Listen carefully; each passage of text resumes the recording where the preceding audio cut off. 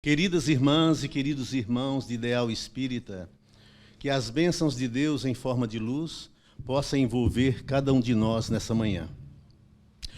Doutor Josenóbio Procópio era um doutor em farmácia, ateu convicto, e não escondia o seu ateísmo de ninguém.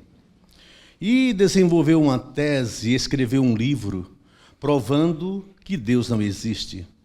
E saiu por aí a propagar essa ideia, a fazer a sua palestra dizendo que Deus não existe. E em todos os lugares que o Dr. Josenóbio se apresentava, os salões ficavam repletos, como esse aqui, para ouvir aquele homem de verbo fácil, eloquente no falar. E todas as vezes, antes de iniciar a palestra, Dr. Josenóbio lançava um desafio ao público. Dizia: provarei a vocês que Deus não existe, mas se tiver alguém aqui que discorde de mim, por favor, venha até aqui à frente, a fim de que possamos debater. Silêncio absoluto, ninguém ousava. Naquela noite em especial, mais uma vez, ele sobe ao púlpito e lança o mesmo desafio. Provarei a vocês que Deus não existe, mas se tiver alguém aqui que discorde de mim, por favor, venha até aqui à frente, a fim de que possamos debater. Alguns instantes de silêncio que podia-se ouvir o zibilar de uma mosca no salão. Quando, de repente, o silêncio foi rompido por passos vacilantes que vinham do fundo do salão. Os olhares se voltaram e era uma senhora do alto dos seus quase 80 anos, que com passos lentos e vacilantes caminhava até o púlpito. Ao chegar em frente, o Dr. Josenóbio perguntou-lhe: a senhora quer debater? Ela disse: não, doutor, quem sou eu para debater com um homem influente como o senhor? Quero apenas lhe fazer uma pergunta. E ele disse: pois então faça. Ela disse: o que o senhor ganha com isso? Ele titubeou. Era uma pergunta simples demais, até simplória, e ele não havia parado para pensar no que ele ganhava com aquilo, não tinha respostas imediatas, e vacilou. E ela continuou: porque eu, doutor, do alto dos meus quase 80 anos, fiquei viúva muito jovem, com 4 filhos para criar. E não fosse a fé inabalável que eu trago em Deus, eu não teria dado conta, doutor. Hoje, do alto dos meus 80 anos, eu olho para trás e vejo uma vida vitoriosa, com 4 filhos formados, bem educados e de bem com a vida. E o senhor, o que ganha com isso? Ele não tinha respostas, porquanto não havia parado ainda para pensar. Mas para não ficar feio diante daquele público, ele disse: é que eu fico com pena, minha senhora, dessas pessoas que acreditam em algo que não existe.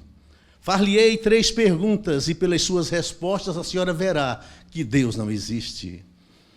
Primeira pergunta: se Deus existe como a senhora afirma, tudo que existe emana cheiro, exala cheiro, a senhora já sentiu o cheiro de Deus? Ela disse: não.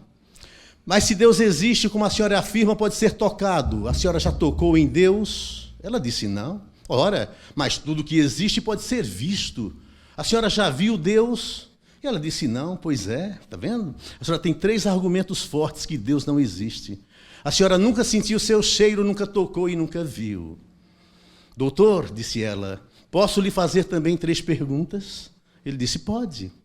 Pois é, o senhor já sentiu o cheiro da dor? Ele disse: não, que absurdo. Pois é, mas se a dor existe, como o senhor é doutor em farmácia, trabalha com ela, diz que ela existe, pode ser tocada. O senhor já tocou na dor? Ele disse: não, é um absurdo essa sua pergunta. Mas se a dor existe, como o senhor afirma, pode ser vista. O senhor já viu a dor? Claro que não, minha senhora, que absurdo. Pois é, doutor. De acordo com o seu próprio conceito, o senhor tem 3 argumentos fortes que a dor não existe. Nunca sentiu seu cheiro, nunca tocou e nunca viu a dor. Ele disse: ah, minha senhora, mas a dor existe porque ela pode ser sentida. Ela disse: doutor, com Deus é a mesma coisa. Aquele público então ovacionou aquela senhora sábia. Dr. Josenóbio baixou a cabeça, proferiu a palestra que foi para isso que ele estava ali, que ele foi ali. E nunca mais, conta a lenda, que ele saiu por aí a propagar a ideia que Deus não existe. Mas continuou com seu ateísmo ferrenho e notório, para que todos soubessem. Um dia, baixando as portas da sua farmácia de manipulação, porque tinha um compromisso importante lhe aguardando. Ele foi abordado por uma menina, dos seus 10 anos, mais ou menos, que lhe puxa o paletó e lhe diz: doutor, pelo amor de Deus, havia essa receita para minha mãe, que por descuido nosso não havíamos a tempo, e ela não pode ficar sem tomar essa medicação por um dia, sob pena de entrar em óbito. Por favor, havia essa receita que ela não pode ficar sem esse remédio hoje.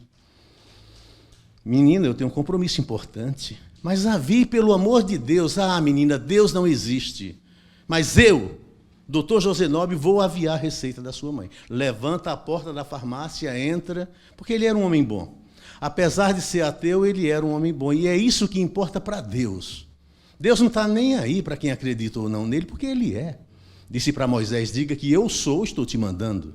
Deus nos ama indistintamente, com ateísmo ou sem ateísmo. Querer que acreditem ou não nele é Jesualdo, é fruto da vaidade humana, querer que acreditem nele. Deus não, Deus é. E ele era bom. Entrou na farmácia com pressa, porque o compromisso o aguardava. Ele elaborou o remédio da menina, entregou o remédio, recebeu o dinheiro amassado. A menina saiu correndo para entregar o remédio para a mãe. Ele entra na farmácia, se volta para guardar os apetrechos, os princípios ativos que havia usado na elaboração daquela fórmula. Quando, boquiaberto, ele descobre que por descuido, por pressa, porque a pressa é inimiga da perfeição, ele colocou naquela fórmula um princípio altamente letal, que se aquela senhora tomar aquele remédio, ela vai morrer em poucos instantes. E ele é um homem bom, não quer se tornar assassino mesmo contra a sua vontade. E aí ele cai genuflexo no meio da farmácia e olha para cima e fala: eu sei que você não existe, mas tem muita gente que acredita que você existe. Então prove, faça alguma coisa, mas não me deixe tornar um assassino mesmo contra a minha vontade. Chorando copiosamente. Quando uma mãozinha toca-lhe o ombro, ele volta-se à menina. Chorando agora copiosamente também, e ele pensa com ele mesmo: não deu tempo, a mãe já deve ter morrido. A menina fala: doutor, pelo amor de Deus, havia outro remédio para minha mãe, eu não tenho mais dinheiro para lhe pagar, porque eu na pressa, correndo, tropecei e caí agora há pouco e o vidro quebrou. Ele então abraça a menina. Suas lágrimas se misturam. E ele fala: não se preocupe com dinheiro, filha.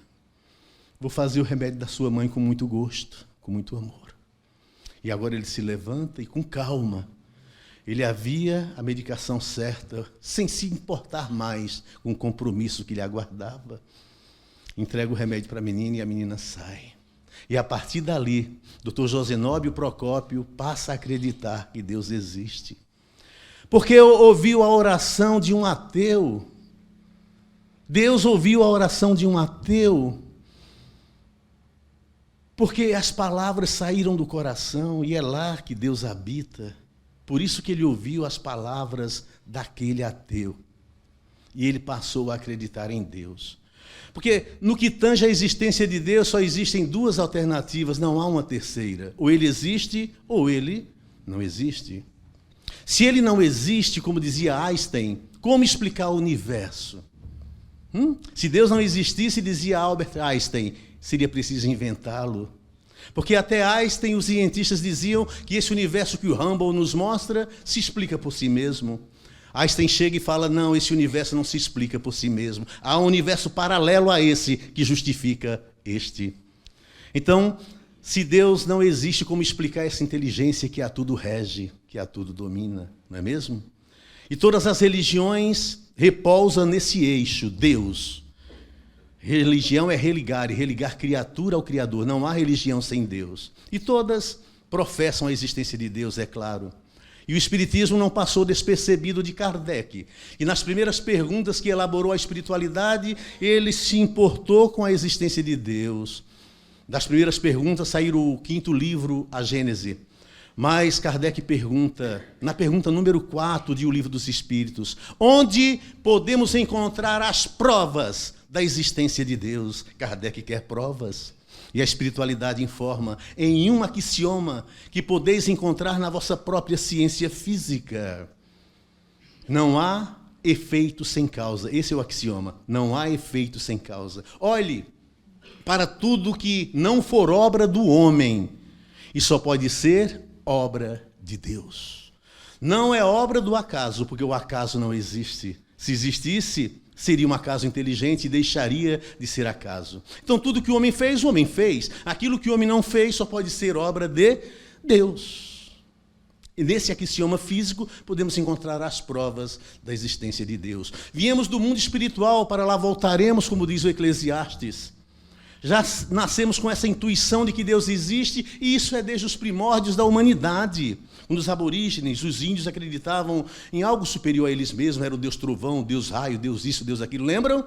Essa ideia intrínseca de algo superior sempre existiu na humanidade. As crianças de hoje, mais inteligentes que nunca, já nascem com essa intuição forte de que Deus existe. Só precisam de um empurrão, trazê-las para a evangelização, e não importa a religião que professem, para que elas se encontrem com esse Deus que elas já trazem intrinsecamente essa informação.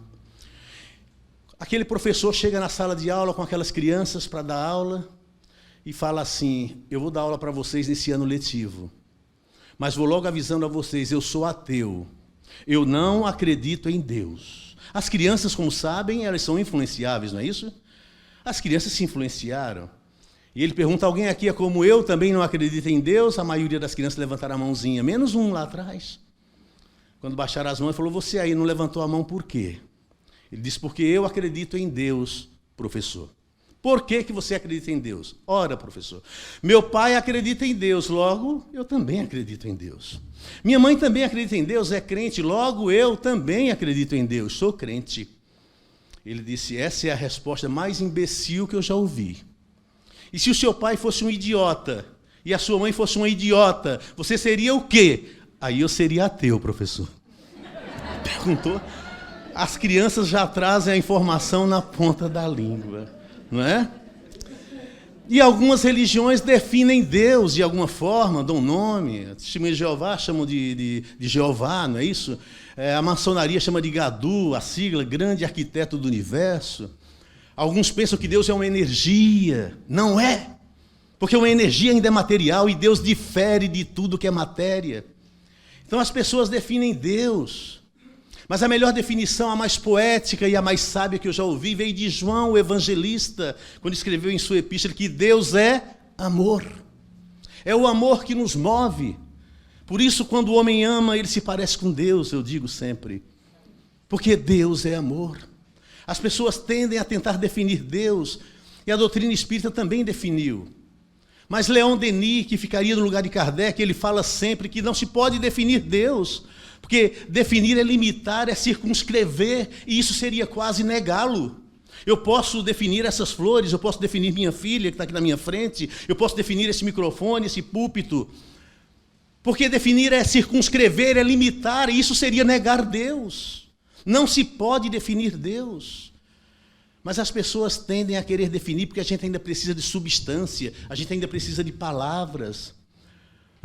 Santo Agostinho, antes de se tornar pai da igreja, bispo de Hipona, ele se converteu ouvindo uma palestra, e aí Santa Mônica ficou feliz, a mãe dele, que havia rezado 20 anos para que ele se convertesse. Por isso que eu falo: mães, rezem, não percam a esperança, sempre vai dar certo um dia. E Santo Agostinho se converteu, e desde que se transformou em bispo, em um dos pais da igreja, ele queria definir Deus, era uma obsessão que ele carregava.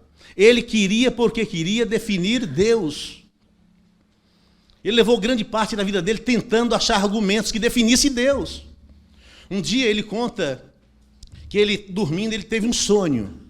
Ele andava por uma praia quase que deserta, e lá ao longe ele viu uma criança que, com uma cuia, vocês sabem o que é cuia? Com uma cuia a criança cavou um buraco bem grande na areia, um enorme buraco. E depois, com a mesma cuia, pegava a água do mar e jogava dentro do buraco. Ele foi se aproximando e vendo a criança fazer aquilo. Pegava a água do mar, jogava dentro do buraco. Ele foi se aproximando, disse para a criança: o que você faz, criança? Ah, não está vendo? Eu estou tentando esvaziar o mar.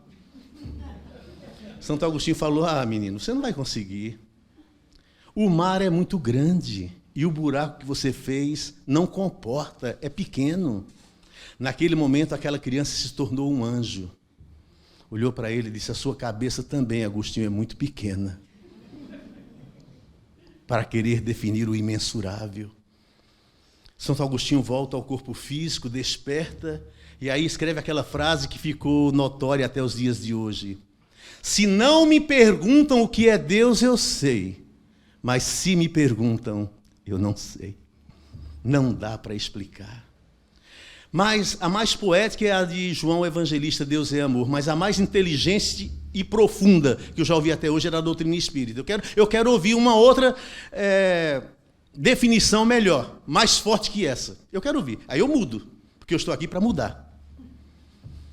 Deus é inteligência suprema, causa primária de todas as coisas. Olha a definição. Primeira pergunta do Livro dos Espíritos. O que é Deus? Não é quem é Deus.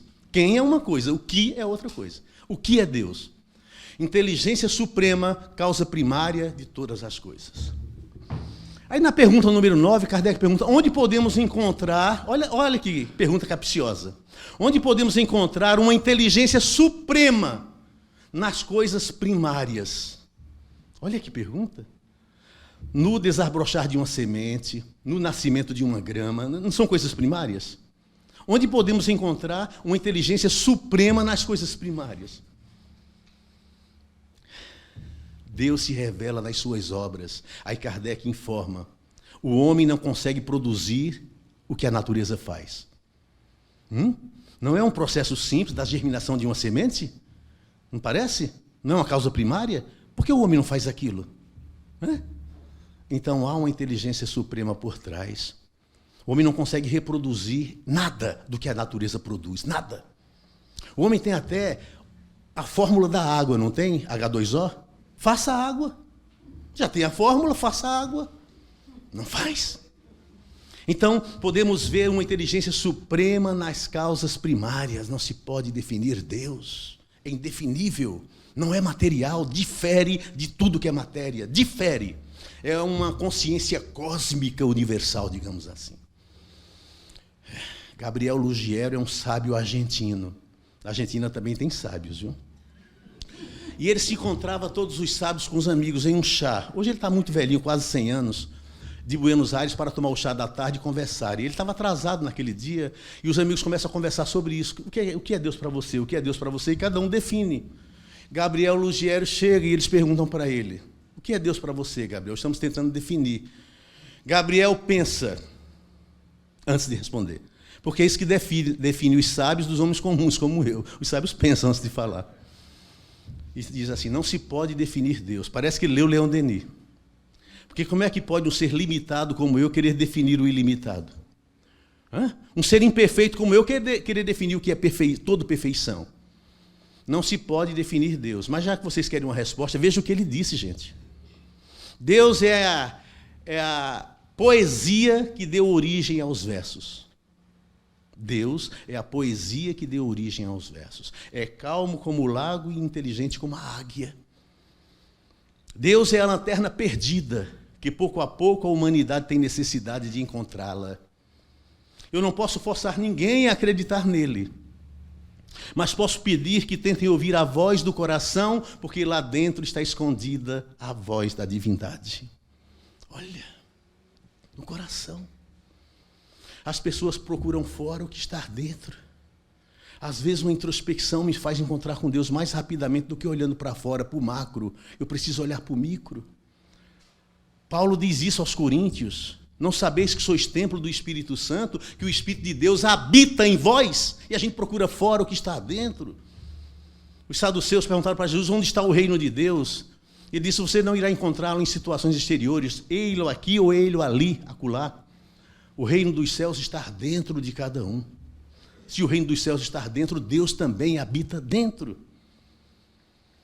Como poeta, escreveu um diálogo de uma mãe com uma filha, e Chico Xavier psicografou essa poesia que veio do além. É o diálogo de uma mãe com uma filha. Minha mãe, onde está Deus? Ora essa, minha filha, Deus está na luz que brilha pela terra e pelos céus. Permanece na alvorada, no vento que embala os ninhos, no cantar dos passarinhos na meiga flor orvalhada. Respira na água cantante da fonte que se desata, no luar de leite e prata, estar na estrela distante. Está no monte, na serra, onde mais? Como explicar-te? Deus está em toda parte, em todo lugar da terra. Minha mãe, como senti-lo, suave, imenso e forte? Será preciso que a morte me conduza ao céu tranquilo? Minha filha, ouve a lição. Guarda a fé com que te falo. Só podemos encontrá-lo no templo do coração. É dentro. É por isso que quando o homem ama, ele se parece com Deus. Às vezes a gente passa por turbulências na vida, como um barco a naufragar, que parece que Deus não existe ou sumiu. Ou nos dá a impressão que Jesus dorme no barco, nas águas caudalosas da vida. É como se Deus tivesse sumido. E às vezes Ele está nos carregando no colo, como reza a música, rastros na areia. E a gente pensa que Ele sumiu. Como aquelas duas crianças pestinhas, que não paravam de fazer traquinagem na pequena cidade, a mãe já não suportava mais as reclamações. Eram dois gêmeos, dois pestinhas notórios, todo mundo conhecia as artes que eles promoviam. Ela já tinha recorrido a psicólogos, a psiquiatras, ninguém dava jeito. Ela se lembrou do padre, um italianão de voz de trovão, que impunha medo e respeito. Ela vai ao padre e pede que o padre converse com seus filhos para ver se eles mudam. O padre diz, sim, eu converso com eles, mande um de cada vez, que eu converso com um de cada vez. Ela manda o primeiro pestinha, leva ele lá. O padre fica na frente da criança na sacristia, senta a criança, fica na frente dele assim, olha para o menino e fala, antes de começarmos a conversar, filho, me responda, onde está Deus? O menino não sabia, ficou desconcertado. O padre fala um pouquinho mais alto agora, com aquela voz de trovão dele. Diga, menino, onde está Deus? Ele se desespera mais ainda, não sabe responder. E o padre, pela terceira vez, pergunta um pouco mais alto. Diga, menino, onde está Deus? O menino sai correndo em desabalada carreira, chega em casa, tranca-se dentro de um armário. Mais tarde, é encontrado pelo irmão, o outro pestinha, que abre o armário e fala, mano, o que você está fazendo aí? Ele fala, mano, agora a gente está enrascado mesmo, viu? Deus sumiu e o padre está achando que foi a gente. Não dá a impressão que Deus sumiu, mas Deus muitas vezes nos carrega no colo. Deus muitas vezes nos carrega no colo. Por isso que eu falo, uma introspecção nos faz encontrar-se com Deus mais rapidamente. Deus escutou a voz do ateu na pequena história que eu contei no começo, porque Deus está no coração. Uma vez perguntaram para Chico Xavier qual era a oração que Deus ouve mais. Seria aquela decorada? Seria aquela mais longa? Aquela mais curta? A espontânea? Aquela que tem palavras bonitas? Qual é a oração que Deus ouve mais? Chico Xavier nunca atrasava para os trabalhos mediúnicos, mas nesse dia estava atrasado, no Centro Espírita da Prece. E eles conversavam sobre isso, os amigos do Chico. Quando o Chico chega, eles resolvem perguntar para o Chico, Chico, estamos aqui discutindo qual é a oração que Deus ouve mais, a decorada, a espontânea, a longa, a curta, a de palavra. Qual é a oração que Deus ouve mais, Chico? Chico pensou antes de responder, porque é isso que define os sábios dos homens comuns como eu. Os sábios pensam antes de falar. E Chico disse, a oração que Deus ouve mais é aquela que sai do coração. Porque quando as palavras saem do coração e a gente grita, socorro, meu Deus, antes das palavras chegarem ao céu, o céu desce à terra para nos socorrer. Não há um lugar onde Deus não possa estar. Jesus sumiu dos evangelhos aos 12 anos de idade em Lucas, capítulo 2, e só vai reaparecer nos evangelhos com 30 anos para ser batizado no Rio Jordão. 17 anos. Eu sei por onde ele andou. É um tema para uma outra palestra. Mas ele sumiu dos evangelhos por 17 anos. Naquela época, as crianças andavam separadas, as mulheres andavam separadas dos homens. Era lei da Judéia. Eles foram para as festas da Páscoa em Jerusalém, José e Maria. E na volta das festividades pascais, as mulheres andavam separadas dos homens, como eu disse. As mulheres atrás, sempre atrás dos homens naquela época. Hoje seria na frente, né? Vai que tem uma mina, né? Sempre atrás. Se reuniam quando era na hora da refeição, aí se reunia o grupo. Criança não, podia ir para qualquer grupo, homem ou mulher. Criança era livre. Quando se reuniram para a refeição, cadê o menino? O José pensava que estava com Maria, Maria pensava que estava com José, o menino sumiu, esqueceram o menino em Jerusalém. Tem até um filme que passa isso, eles procurando Jesus em Jerusalém toda. José vai encontrá-lo no templo, discutindo com os doutores da lei, não é isso? Aí reza a tradição bíblica, não está lá, mas a tradição. Que quando José adentra no templo, ainda houve uma pergunta que um dos doutores da lei faz para o menino, admirados daquela inteligência precoce. Menino, diga-me aonde está Deus, que eu lhe dou um presente. E a resposta do menino, não, diga-me onde ele não está, que eu lhe dou 2. Não há lugar no mundo onde Deus não possa estar. Está no meu pensamento. Sabem por quê, meus amados? Porque Deus é a própria espiritualidade. Todos, encarnados ou desencarnados, trabalhamos para Deus. É assim que Deus atua na humanidade. Socorreu o caído da estrada através do samaritano. É assim que Deus atua através do próprio homem, encarnado ou desencarnado. Então Deus é isso. Deus é essa inteligência que a tudo rege. E os espíritos somos trabalhadores de Deus. Então é assim que Deus trabalha. Tem um espírito Quinemande, que escreve uma comparação no livro A Gênesis que eu achei interessante. Ele fala assim, Quinemande: Deus está para o meu corpo físico o que... Não, Deus está para esse universo físico que o Hubble mostra. Sabe o universo físico, as galáxias, as estrelas? Deus está para esse universo físico o que eu, espírito, estou para o meu corpo. Então Deus é o espírito do universo. Espírito não tem forma, não tem, é imaterial. Se passar uma formiga no meu dedão do pé, eu sei, porque eu estou presente no meu corpo todo. Assim é Deus em todo o universo. E a fé é importante.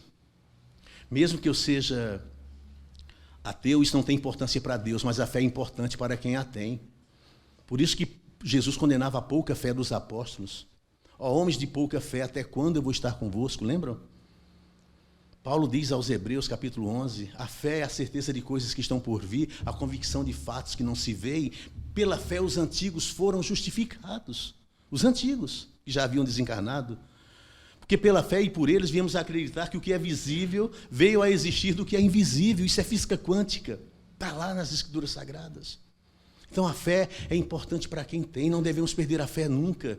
Porque é uma mola que nos impulsiona para frente e para o alto. A espiritualidade está presente no meu pensamento, porque o meu pensamento está no mundo espiritual. Por isso que a mediunidade se dá pelos condutos do pensamento. Eu posso enganar vocês dizendo coisas que não condizem com o que eu sou, o que eu penso, não posso? Mas para a espiritualidade eu não posso. O meu pensamento já está lá. Tem a tal da fotografia do pensamento no livro A Gênesis. Minha vida é um livro aberto para a espiritualidade, não dá para enganar. E aquela mulher era uma mulher de muita fé. Ela tinha muita fé em Deus, mas estava passando fome, por uma situação de penúria. E os amigos diziam, ela está passando fome, vamos montar uma cesta básica e alguém leva para ela. E assim fizeram. E na hora que estavam elaborando a cesta, teve um dos amigos que disse assim, essa mulher tem tanta fé em Deus, que se quem for levar a cesta falar que foi o diabo que mandou, ela não vai aceitar. O outro falou, aceita, porque o instinto fala mais alto, ela está com fome. Aceita, não aceita, fizeram apostas. E o encarregado de levar a cesta para ela ficou encarregado de dizer que foi o diabo que mandou. Tocou a campainha, a senhorinha veio caquética ali receber a cesta. Eles mandaram para a senhora, ela pegou a cesta e disse, muito obrigado, eu estou precisando muito. E foi entrando. Ele falou, peraí, a senhora não vai querer saber quem mandou? Ela disse, é mesmo, que mal educada que eu sou, filho. Quem mandou? Foi o diabo. Quem mandou essa cesta para a senhora foi o diabo. Ela disse, tá bom, muito obrigado. E foi entrando. Ele falou, peraí, a senhora vai receber a si mesmo? Ela disse, vou, porque quando Deus quer, até o diabo ajuda. Isso é fé. Tudo concorre para o bem daqueles que amam ao Senhor, disse Paulo. Paulo Coelho diz que o universo conspira ao nosso favor, embora não vemos dessa forma, tudo conspira para o bem daqueles que amam a Deus. Tudo. Pergunta número 10. O homem pode conhecer a natureza íntima de Deus? Olha que pergunta. O homem pode conhecer a natureza íntima de Deus? E a resposta, não. Porque lhes falta um sentido. Aí eu fiquei pensando, que sentido será esse? Que eu fui achar na resposta da pergunta seguinte. Quando na pergunta 11, Kardec pergunta, o homem um dia pode compreender os mistérios da divindade? E a resposta, sim. Quando os seus sentidos não estiverem obscurecidos pelo materialismo e estiverem evoluídos e desmaterializados, vão poder ver Deus face a face e transmitir seus ensinamentos à humanidade. Jesus. E ele disse, podeis fazer o que eu faço e muito mais, não foi? Então é preciso crescer. Aí eu percebi que o sentido que nos falta é um sentido espiritual. A gente vive muito dos 5 sentidos físicos, das sensações, dos prazeres efêmeros, mas o sentido espiritual, que é a porta estreita, a gente está longe de passar. E Jesus disse, esforçai-vos por passar pela porta estreita, porque muitos tentarão e não poderão. Não disse passe, ele disse esforçai-vos. É o sentido espiritual. Quanto mais eu evoluir, mais eu vou tendo uma compreensão diferente de Deus. Quando eu era coroinha, sacristão, eu tinha uma visão diferente de Deus que me impuseram. Hoje, a minha ideia de Deus é diferente. É mais ou menos assim, meus amados. Um homem sobe a Serra da Anchieta no seu automóvel. A Serra da Anchieta tem uma serração terrível, que ele não enxerga um palmo além do para-brisa. Já passaram por isso? E ele vai devagar naquela serração, naquela bruma densa demais, e vai subir na serra com muito cuidado, devagar. Ele sabe que o sol está lá do outro lado, não sabe? Mas ele não pode ver por causa da bruma, por causa da neve. Eu e o automóvel estou subindo. A bruma, a serração são as minhas imperfeições. Embora eu saiba que Deus está lá, mas as minhas imperfeições não me deixam vê-lo. E eu vou subindo a Serra da Anchieta devagar, com muito cuidado. E quando eu chego para lá do meio, eu consigo ver agora uma luz difusa. É o sol que começa a aparecer, porque eu estou vencendo a bruma. E agora, quando eu consigo subir toda a Serra da Anchieta, ali ao lado da Volkswagen no Brasil, eu vejo o sol na sua plenitude, eu venci a bruma. A escada evolutiva, eu cheguei no topo, e agora eu posso ver o sol em toda a sua plenitude. Assim é Deus para nós. É preciso evoluir. Criatura só se aproxima de Criador depurado, não adianta. O resto é tudo conjectura, é tentar definição. Criatura só se aproxima de Deus depurado, embora Ele nos envolva a todos o tempo todo. Como Davi escreveu no Salmo 90, versículo 1 e 2. Senhor, Tu que tens sido nosso refúgio de geração em geração. É antes que os montes nascessem e se formassem a terra e os mundos, de eternidade em eternidade, Tu és Deus. E eu termino agradecendo a Deus de amor e bondade por estarmos aprendendo a cada oportunidade. Também ao Mestre Jesus por esse encontro que foi, todo coberto de luz, e que Deus nos abençoe. E abençoe vocês por isso, por esses momentos bons, que a paz e o amor do Cristo fiquem em nossos corações, para que felizes sejamos nesta vida de labor, e que em nós desenvolvamos a sabedoria e o amor. E que essas duas asas, da sabedoria e do amor, nos façam seres felizes de encontro ao Criador. Obrigado pela atenção, e todos os votos meus é que até o próximo encontro fiquem todos na paz de Deus. Muito obrigado.